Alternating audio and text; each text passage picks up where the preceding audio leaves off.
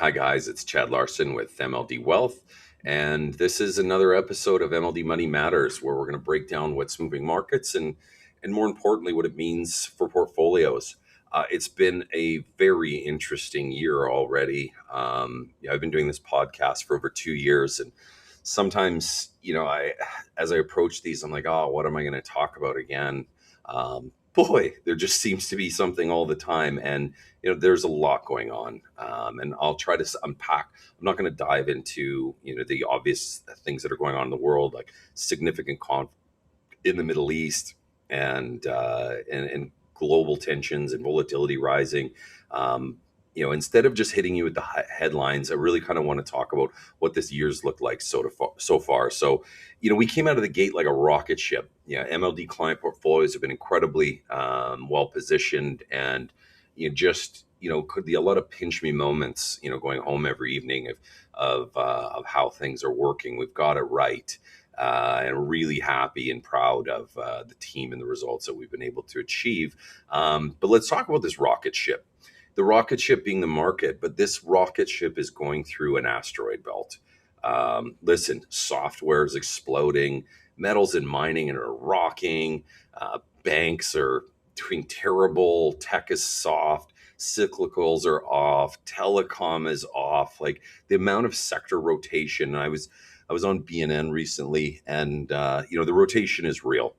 Active management and sector and style make all the matter today. And again, I couldn't be happier with where we have things positioned. But on a year to date basis, you've got tech's down, financial services are down, cyclicals are down, consumer services are down, but the sectors which I've been pounding the table on and talking about significantly are up. Industrials are up 11% this year already. Consumer defensives are up. Energy's up 23.6%. Basic materials are up 15.3. Utilities are up 9.9. Real estate's caught a bid. But listen, over the last little while, we've seen tone shift. Volatility is picking up. Leadership across sectors is starting to change, and geopolitical risk is back on the radar in a very, very real way. As mentioned, I was on BNN Bloomberg talking about earnings and the softness we're starting to see in parts of Canada. It's one of the key things I emphasized again was sector rotation is real right now.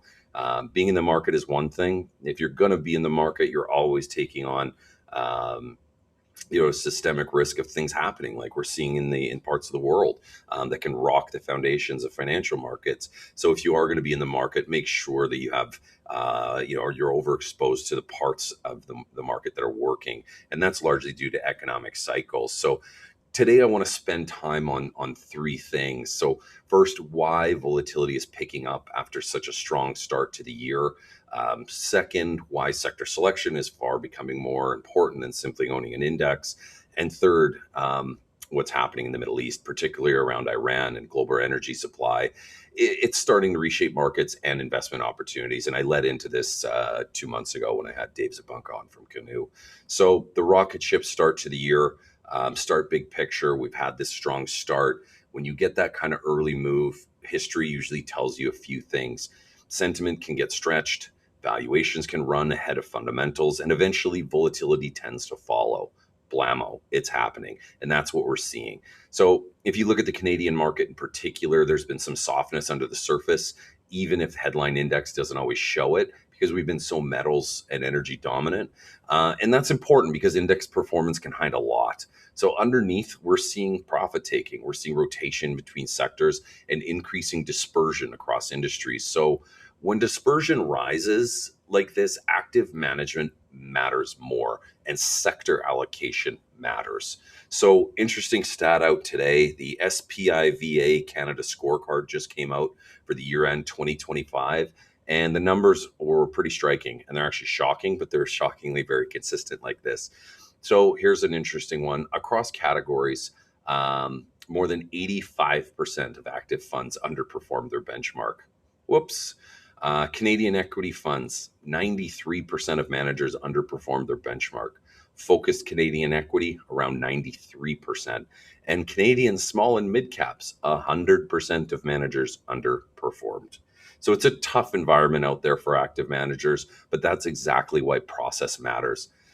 to toot our horn at MLD, I manage the MLD Core Fund, a prospectus cleared fund, which makes parts of the core portfolio that many of you see across your models. It continues to stand out, and it stands out in a big way. I'm getting a lot of attention lately, which is, listen, it's fantastic. The MLD Core Fund is currently the number one performing tactical balance fund in the country over 1, 3, and 5 years. I said, listen, 1 year can be luck, 3 years starts to show process, and over 5 years, it's proof. And it really enforces the point that it's not a market where everything moves higher together.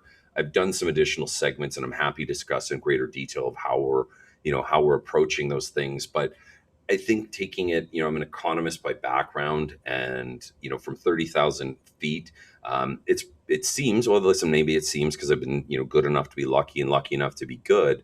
But we see the playbook very clearly. It's just a matter of implementing it. Most investors kind of huddle around balanced product and accept that that's what they should get, and they accept fair to middling results. But I think when obvious things make sense, do the obvious thing and own them and own more of them. So this is just that market that being in the right sectors matters more than simply being fully invested. Um, Volatility is returning. Another big theme investors should be paying attention to right now is volatility returning to the market. And there's a few reasons for that. So, first, valuations expanded pretty quickly earlier in the year. And second, macro uncertainty is creeping back into the picture. Look what's going on in the world. And geopolitics is starting to play a much bigger role again. The conflict involving Iran has introduced a new layer of risk into global energy markets. And this isn't some small regional issue. Iran sits beside one of the most important energy choke points in the world, the Strait of Hormuz. Now, having mentioned the largest mobilization of naval power since 2003, this was significant. Everyone could say this is overkill, but the reality is Donald Trump mobilized the largest force again that we've seen since 2003 for one reason alone: to go into Iran, to remove that regime and to stop them from becoming a nuclear power. If he did it just tactically and quick, there was always, some concerns that China and or Russia showed up into that theater. So he showed up with more than enough to get the job done. But 20% of global oil supply moves through that corridor every day. So even the possibility of disruption gets the market's attention very quickly. And we're seeing that in the price action of oil. Most analysts believe a full closure of Hormuz is unlikely. For that to happen in a sustained way, you'd likely need cooperation from multiple global powers, including China. And China depends heavily on those energy flows themselves.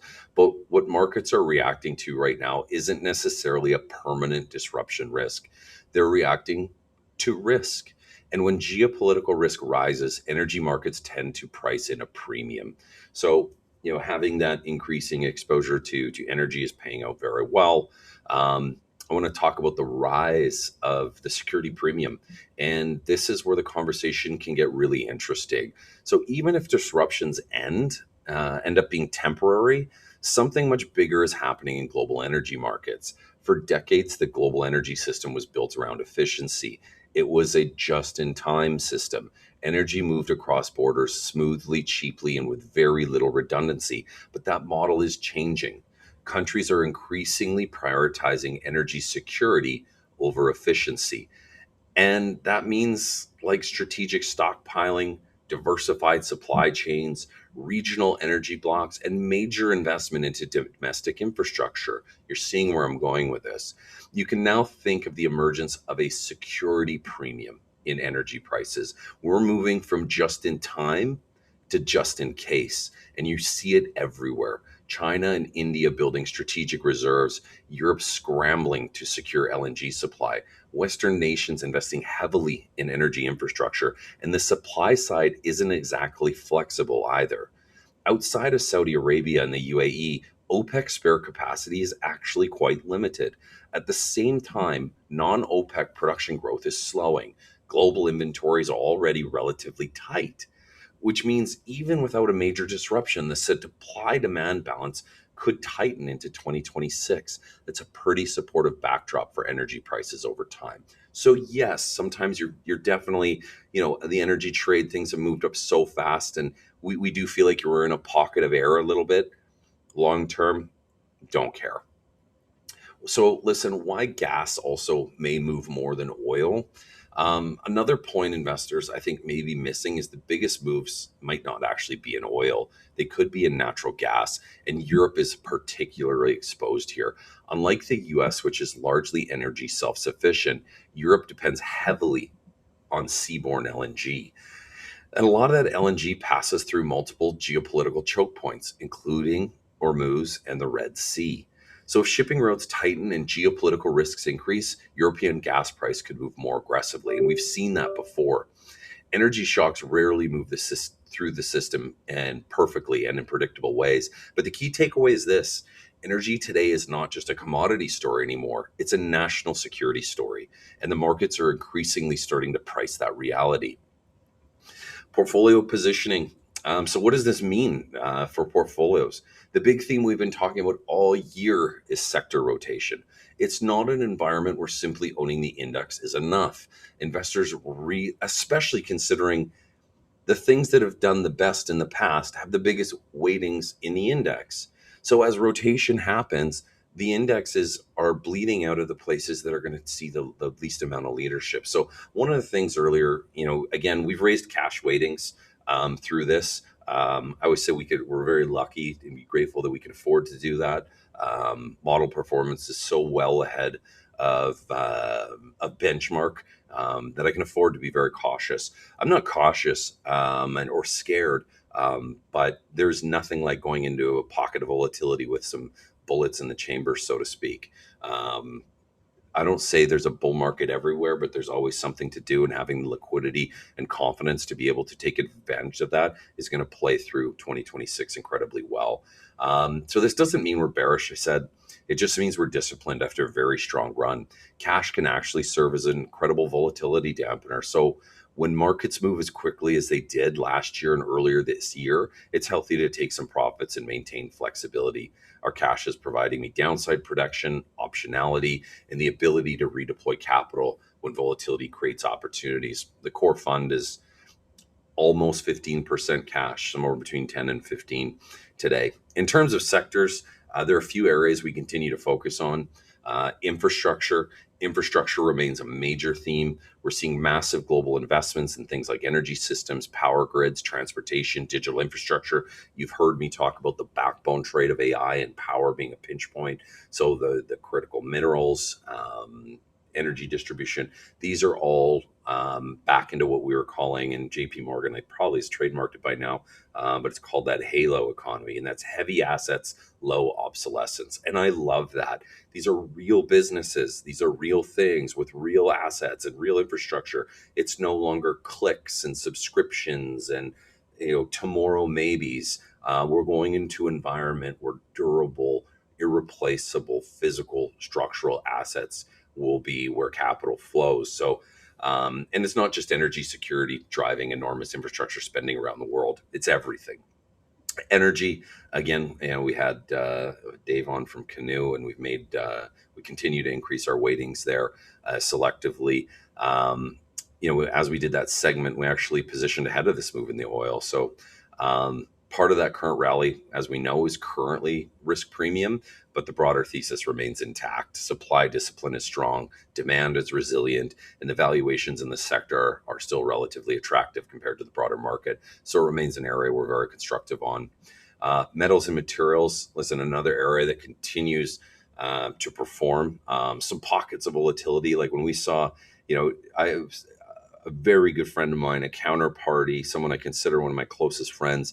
He said to me on Tuesday, he said, "Never on my bingo card this year would I have said that we could start a war and the market could be up." And that's what we had on Monday.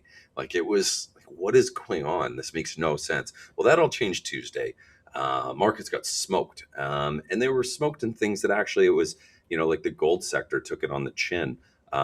Because people have just made so much money. It was just a place to feel good about themselves and pat themselves on the back. But we just finished PDAC here in town.